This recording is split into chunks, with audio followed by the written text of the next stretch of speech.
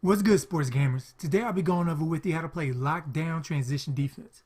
A lot of easy points can come about from teams running a fast break due to a few issues the opponent has as they transition from offense to defense.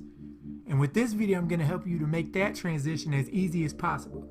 And if you like the content we provide, all I ask from you is to leave a like down below to help us out. Thanks. Alright, let's do it.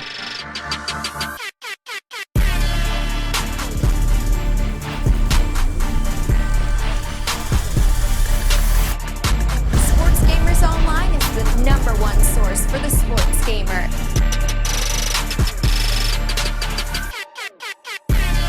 I can tell you to just set your rebounder philosophy to limit transition and bam, end the video. But it's much deeper than that.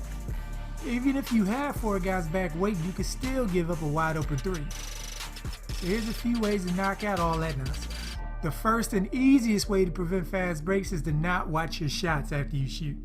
I mean, I get it, we stare to see if our shot goes in because that release was just so nice.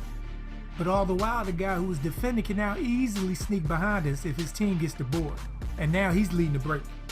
To prevent this, just simply switch off and maybe go after those putback tip-ins I told you about in my last vid. Or simply keep backing up after you shoot. It's better than being stationary, especially against the dudes who break out as soon as you shoot the ball.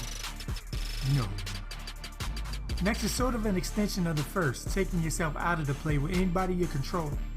And what I mean by that is useless steal attempts on the rebounder or for some reason the guy nowhere near the ball. Once the opponent gets the board, it's go time. Going for the steal takes you out of the play, and before you know it, your guy's the one who just scored.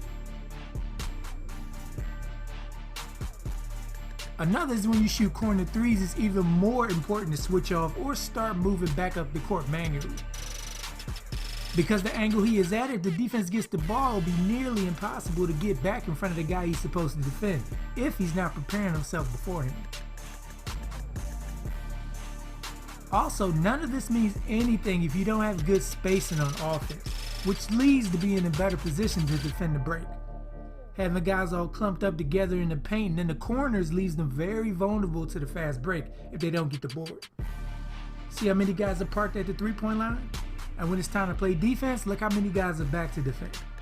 You always want at least one guy around the top of the three-point line as the last line of defense in a way. And lastly, if the offense does break out, try and pick up any free runners down the court as soon as possible. Even a slight bump to the ball handler to slow him down will do.